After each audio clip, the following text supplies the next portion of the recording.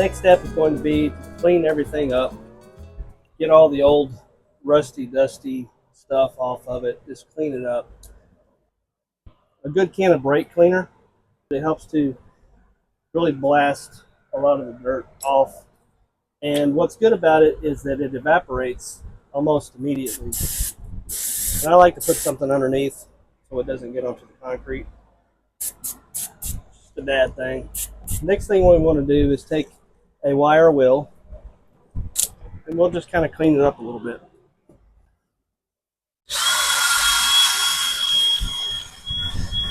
Something else you can use that you can find pretty much everywhere, even the grocery store, is a Scotch pad. Just kind of get it in there and clean it up with your fingers. That'll help a lot. You don't want to mess up these grooves. These are called splines. You don't want to accidentally nick them or make it to where the new bearing doesn't slide on very well. After we get all that kind of cleaned up and loosened up, we'll hit it with the brake cleaner again. We'll hit the splines a little bit as well.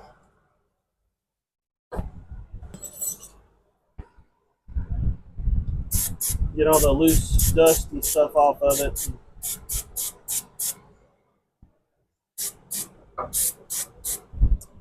This is kind of a little shield that keeps brake dust from going everywhere. We want to clean it up as well.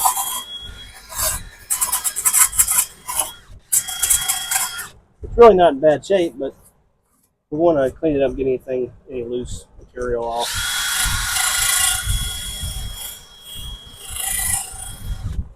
On the back side.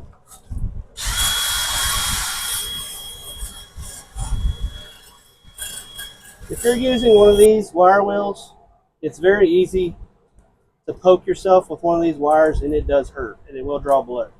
So be careful when you're grabbing this wire wheel, because I did it just the other day. Poked myself with it. Phoebe can tell you all about it. Yeah. And it bled, and no harm done. It just hurt. So be careful when you're doing that. Your Scotch pad works good too, and I don't know what I did with it. Oh, here it is. Here it is. Anytime you're doing any kind of work like this, tools will disappear just all of a sudden, and you have no idea what happened to them. It's the craziest thing. It's the way of life. It's the way of life. All right. So the next step is we're going to use what's called anti-seize lubricant.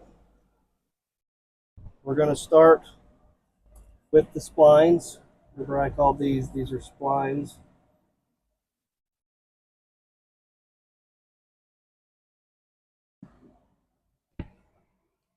Just go all the way around. It doesn't have to be a huge amount. Just like a nice even coat. Nice even coat. You don't want big globs of it everywhere if you can help it. The stuff is like glitter and sand. It gets everywhere before you know it. Before you know it, you have it all over the place, on your clothes, on your hands. It's kind of a mystery how it happens, but that's the nature of anti-seize. Now we're going to go here and put it around these bolt holes. You don't have to get it inside the holes, just on the outside here where that shield is going to sit.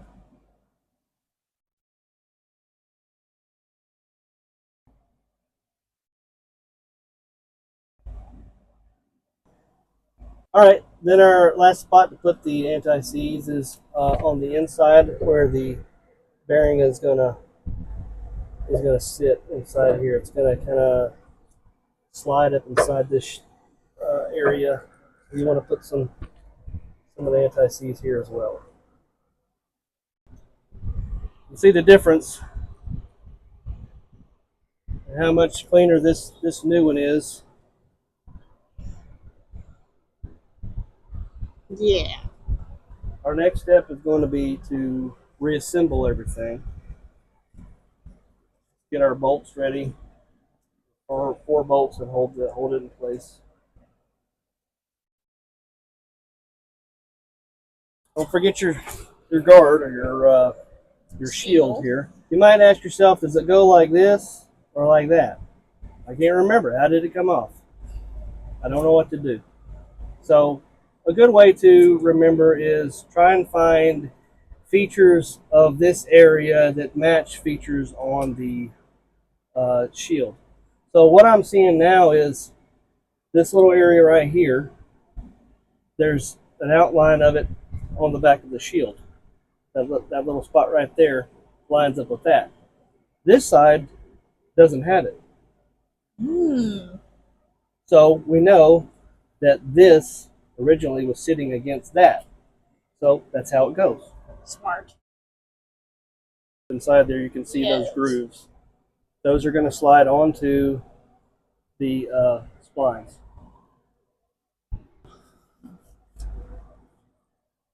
And we'll go and start one of the bolts. We're going to go into the back where it goes. Get it in there. All right, here it comes, and you'll be able to see the bolt start to come out. You know what? Glad y'all got to see that. I just did this wrong. Oh. All right, I got to take it back out. My shield is facing the wrong direction. Oh, yeah. This wide part right here needs to be in the back. Glad I caught that now, but that's just something you have to watch out for. Give it a little twist. There we go. There we go. And then we'll Much go back better. All right, and then again, there goes our bolt coming through the hole like it's supposed to.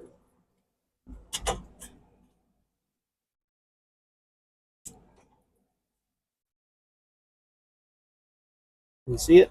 There it is.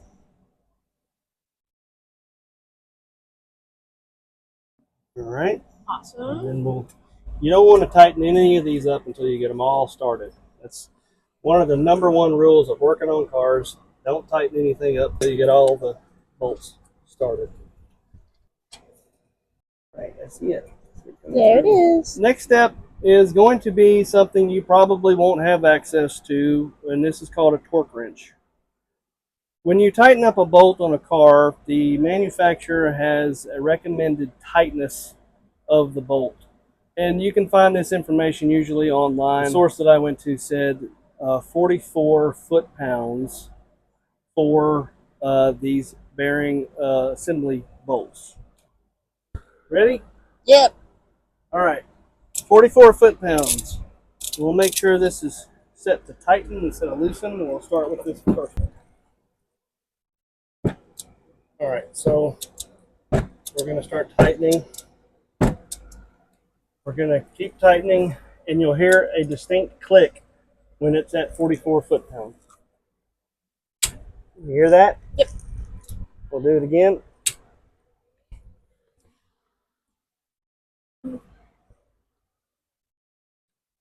All right, so that one's at 44 foot-pounds. Nice. And now we'll go to the diagonal bolts and do that one next. And that's it.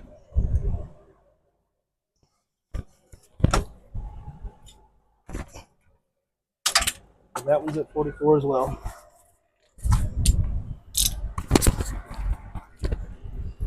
Go to the next one down here. And you listen for the click. That was it. Do it again.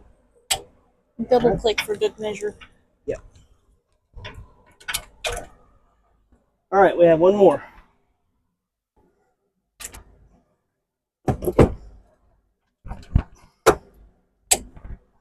And you heard the click? Mm-hmm. All right. Now all 4 of our wheel bearing bolts are tightened at 44 foot-pounds. And again, if you don't have one of these, just tighten the crap out of it. You don't want to get it too tight, but you just want to make sure it's not going to fall off as well. 44 foot-pounds doesn't feel like enough to me. But that's what the recommendation is from the manufacturer. So you want to do what they tell you to do, because they They know their car and they know how they put it together. Next step is we're going to put some of the anti-seize on this surface right here. This surface is going to, this is where the rotor is going to sit. You can kind of see the outline of a square right there. Mm-hmm. That's where this is going to mate together. Gotcha.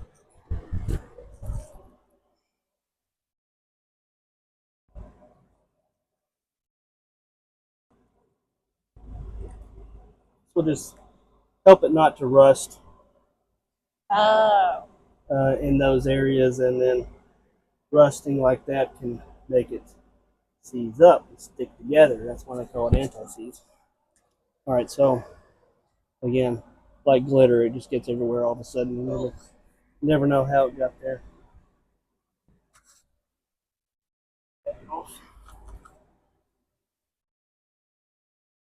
Now, before we put our rotor back on,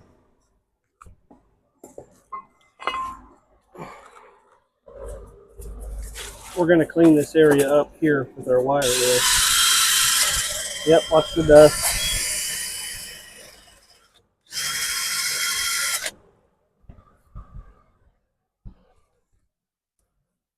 All right, watch your eyes, Phoebes.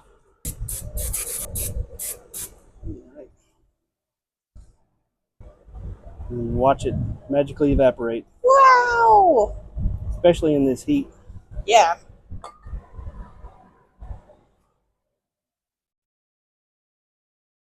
All right, now that's much better. Much better. I'm going to kind of wipe off these edges here too.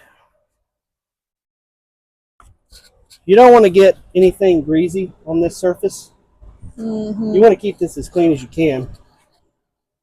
Because again, that's where your brake pads ride, and that's what helps stop your car. If it's all slippery with grease or any other kind of debris, then it's gonna, your brakes aren't going to perform like they should.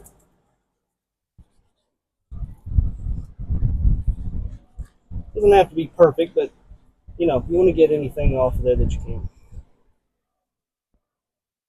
All right, now we're going to put this on here.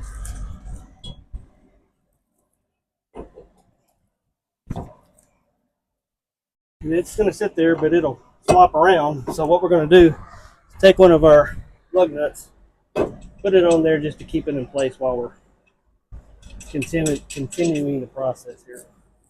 All right. All right, so the next step is to put the caliper, brake caliper back on.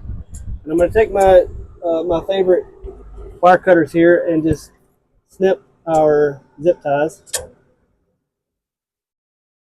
Hold the caliper so it doesn't fall. Got those snipped. Now we've got that in hand. So you can see our brake pads right here. That's one on that side, and there's one right here. And make sure they're separated enough, because you're going to slide the rotor or slide the caliper and brake pads over the rotor. All right. There we go.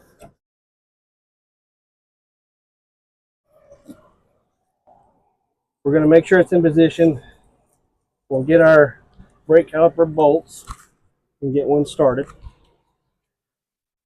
Start with the top one here. Sometimes it takes a minute to get it in position. Yes. All right, there's one. All right, I think it's going. Yep.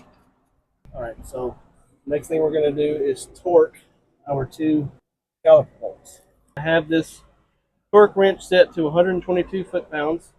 That's the recommended torque specification for this particular vehicle. All right, that's one. Then I'll go to the next one. We're going to put this bolt in place, but we're not going to tighten it down yet. I said bolt, I meant nut. I like to use the right terminology for stuff. It helps. This is a nut, and then the part that it's going on would technically be the bolt. All right, so that's tightened up a little bit. Next thing we're going to do is torque this big nut to 92 foot-pounds. Ellie, go ahead and put your foot on the brake, please. All right. The rotor is still. We're going to torque this big nut until we can hear the click. All right. That's what we want. Very nice. All right. Thank you, Ellie. That's good.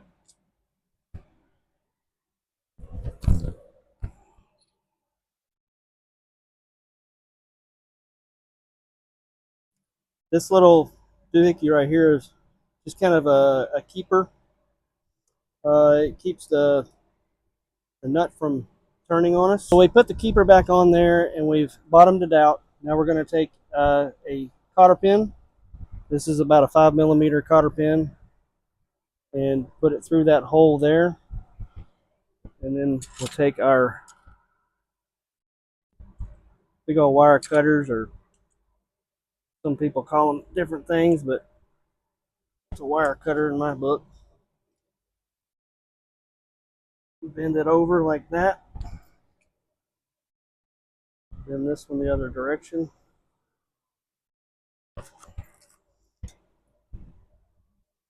And then we're going to take our big old hammer here and lay it over even more. And then we'll call it good. Nice. All right, so all that's back together. And then I'll put my 10mm bolt back in.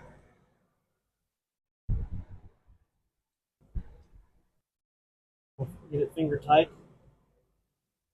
And then the manufacturer specification says to torque it to 7 foot-pounds, which isn't tight at all. So I'm just going to put a little bit of snug on it with my ratchet. As long as you don't break it, that's what it's plastic. At least this part up here is plastic, so you don't want to over tighten it. Get a little bit snug on it like that, and it should be good. Very nice.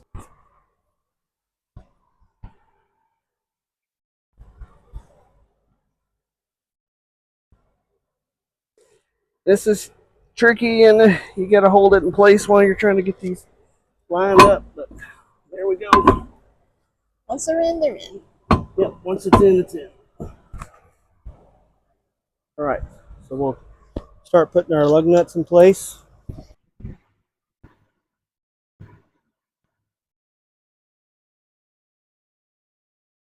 And then we got our fancy special doohickey here. Right.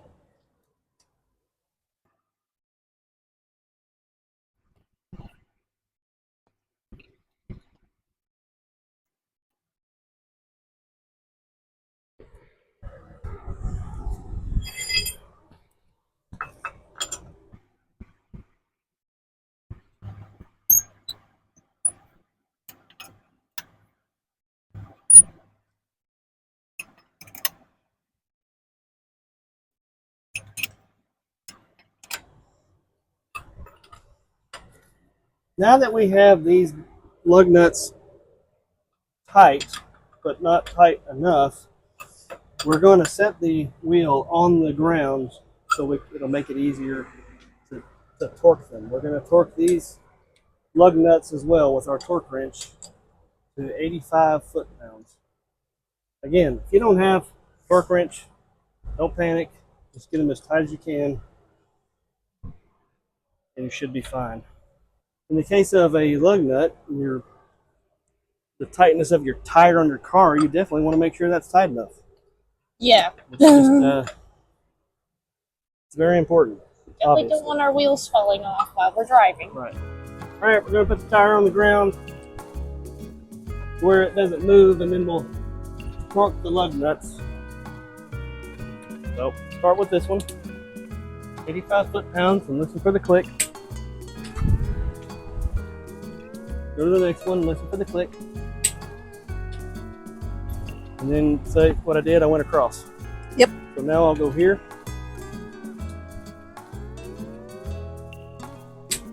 Click. Click. And then for this special one, turn it till it kind of falls into place. Do the same thing with it. Click. And the tire's back on. Yay!